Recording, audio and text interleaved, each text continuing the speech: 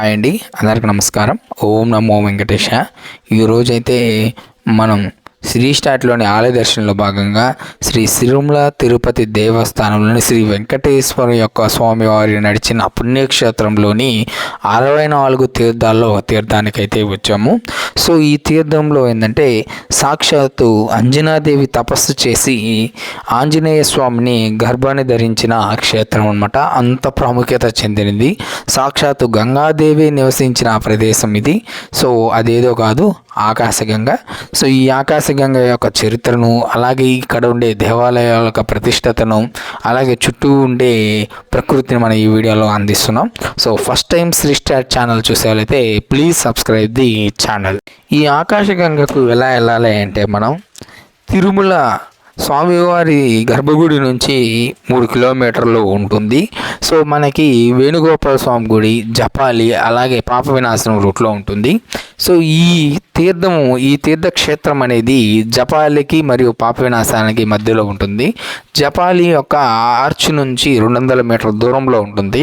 So అక్కడ నుంచి మనం ఈ ఆకాశగంగ తీర్థానికి వెళ్ళాలంటే ఒక 300 మీటర్లు కిందకి మెట్లు ఉంటాయి, నడుచుకుంటూ వెళ్ళాలి.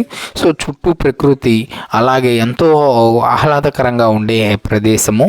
సో చాలా బాగుంటుంది.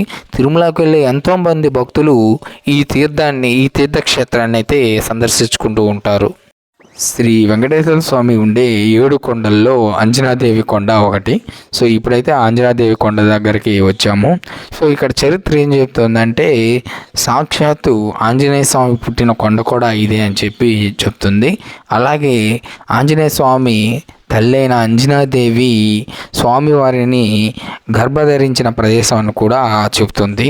సో ఈ ఆకాశ తీర్థాన్ని మనం కానీ స్నానం చేస్తే, లేదా ఆ తీర్థాన్ని కానీ తాగితే సకల పాపాలు పోతాయని కూడా చరిత్ర అనేది చెబుతుంది. సో ఈ క్షేత్రంలో యొక్క ప్రాముఖ్యతను అన్నిటినీ మీకు అందిస్తాను. సో ఇక ఆకాశగంగా స్థల పురాణానికి వస్తే, ఇక్కడ తిరుమల నంబి అనే వైష్ణవ భక్తగిరీశ్వరుడు శ్రీ వెంకటేశ్వర స్వామికి పాప వినాశం నుండి స్వామివారి పూజకు, అభిషేకంకు తీర్థం తీసుకొని వచ్చేవారు. వారు వృద్ధాప్యంలో కూడా స్వామివారికి పాప వినాశం నుండి నీరు తీసుకొని వచ్చుట చూసి స్వామివారు ఆయన పైన జాలిపడి ఒక వేట బాలకుడి రూపంలో తిరుమల నంబి వచ్చు మార్గమున నిలిచాడు. తాత, దాహముగా ఉన్నది, త్రాగుటకు నీరు ఇవ్వమని అనగా ఆచార్యులు వస్సా, ఈ నీరు స్వామివారి పూజకు కాను తీసుకొని పోతున్నాను, నీవు ఇచ్చట కాదు అని చెప్పి ఆ మార్గమును పోవచుండగా ఆ బాలుడు తన బాణంతో ఆయన తలపైన ఉన్న కుండకు రంధ్రం వేసి ఆ నీటిని త్రాగి తన దప్పిక తీర్చుకొని, అందువల్ల ఆచార్యులు బాధపడి తిరిగి పాప వినాశనం పోవటకు సిద్ధమవుతుంటే అది చూచి బాలుడి రూపంలో ఉన్న వెంకటేశ్వర స్వామి, తాత ఎందుకు కష్టపడుతున్నావు, ఇక్కడే నీకు ఈ తీర్థం ఇప్పించదేమో అని చెప్పి అంజనాద్రి కొండను చూచి అక్కడ బాణంతో కొట్టగా ఆకాశగంగ కొండను చెందుకొని క్రిందకి ప్రవహించడం సాగింది. శ్రీ వెంకటేశ్వర స్వామి వారు ఆచార్య తిరుమల నంబికి ప్రత్యక్షమై, ఇక మీదట ఈ ఆకాశగంగా తీర్థముని నా పూజ పుష్కరాలకు ఉపయోగించుమని చెప్పి అంతరార్థమైనది.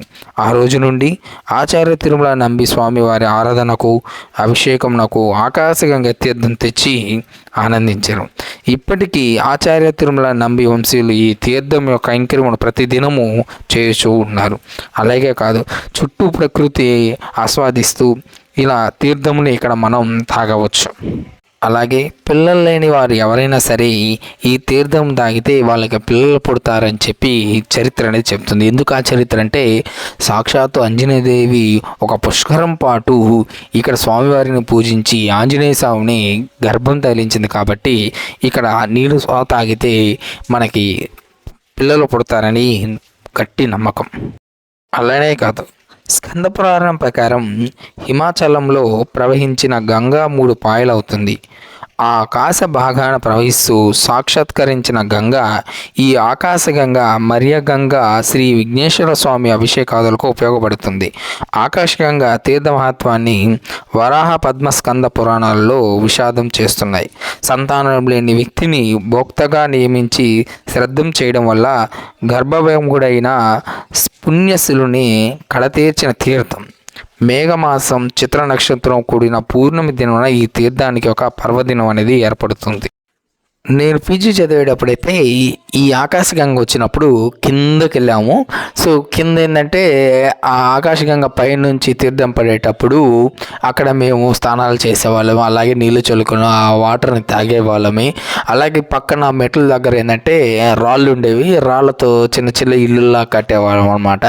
సో ఇప్పుడైతే కిందకి పానీయట్లేదు. భక్తులు ఏంటంటే అక్కడికి వెళ్ళిన తర్వాత కొండలు ప్రమాదకరంగా ఉన్నాయి, అక్కడ జారుతుంది ఎక్కువ అని చెప్పి భక్తుల్ని పంపించలేదంట. సో అందుకని క్లోజ్ చేశారు, ఇంకెప్పటికీ కిందకు పంపిరంట. సో మనకైతే ఈ అంజనాదేవి ఆలయంలో దర్శించుకొని పక్కన ఉన్న తీర్థముని తాగితే ఎంతో పుణ్యము. మీరు వెళ్ళినప్పుడైతే ఖచ్చితంగా ఈ ఆలయాన్ని దర్శించండి అండ్ అలాగే ఆ తీర్థాన్ని తాగండి, ఇంట్లో వాళ్ళకి పంచండి, అలాగే ఇంటి చుట్టూ చల్లుకోండి. సో ఇది ఆకాశగంగ యొక్క చరిత్ర. సో మరొక ఆలయ దర్శన కార్యంలో మరొక పుణ్యక్షేత్రాన్ని మీకు చూపిస్తానండి. Thank you very much.